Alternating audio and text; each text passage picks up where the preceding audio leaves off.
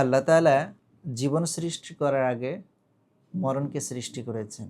পবিত্র কুরআনুল কারীমে আল্লাহ সুবহানাহু ওয়া তাআলা বলছেন, আল্লাযী খালাকাল মাউতা ওয়াল হায়াতা লিয়াবলুয়াকুম আইয়ুকুম আহসানু আমালা ওয়া হুয়াল আজিজুল গফুর। তিনি সেই সত্তা যিনি তোমাদের মরণ সৃষ্টি করেছেন, অতঃপর জীবন, যাতে করে তোমরা লিয়াবলুয়াকুম আইয়ুকুম আহসানু আমালা, কে তোমাদের মধ্যে সর্বোত্তম আমল করতে পারে।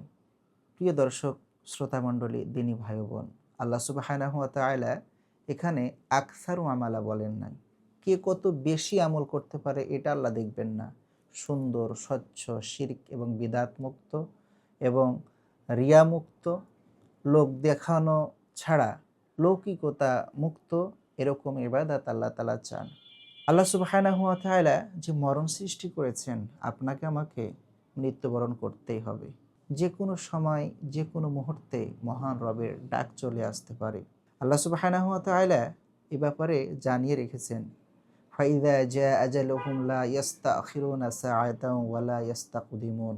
যখন নির্দিষ্ট সময় চলে আসবে, তখন 1 ন্যানো সেকেন্ড আগেও হবে না, 1 ন্যানো সেকেন্ড পরেও হবে না। সবচেয়ে বড় কথা হলো, আমরা প্রস্তুত আছি তো? এই মুহূর্তে তো আল্লাহ তাআলা আমাকে ডাক দিতে পারেন। আমি এই মুহূর্তে যদি মারা যাই, রবের সামনে দাঁড়াতে পারবো তো?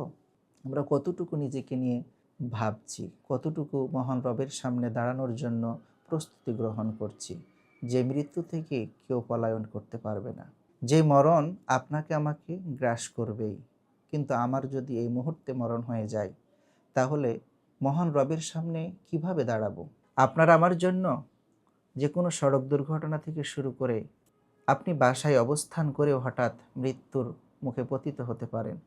গত বছরে ৭,০০০-এর উপরে সড়ক দুর্ঘটনায় মানুষ মৃত্যুবরণ করেছে। কেউ এই প্রস্তুতি নিয়ে বের হয় নাই রাস্তায়। সবাই নিজের গন্তব্যস্থলে পৌঁছার উদ্দেশ্যে বের হয়েছিল। সে জায়গায় তো আমিও হতে পারতাম, আপনিও হতে পারতেন। কাজে আসুন, সময় থাকতে মহান রবের সামনে দাঁড়ানোর প্রস্তুতি গ্রহণ করি। যে কোনো মুহূর্তে, যে কোনো সময় ডাক চলে আসতে পারে, যাতে করে সেই সময়ই মহান রবের কাছে মাথা উঁচু করে দাঁড়াতে পারি তার একনিষ্ঠ বান্দা হিসাবে। সেই রকম আমরা প্রস্তুতি গ্রহণ করি, কারণ আপনাকে আমাকে বিদায় নিতেই হবে। এই দুনিয়া ক্ষণস্থায়ী, চিরস্থায়ী নয়।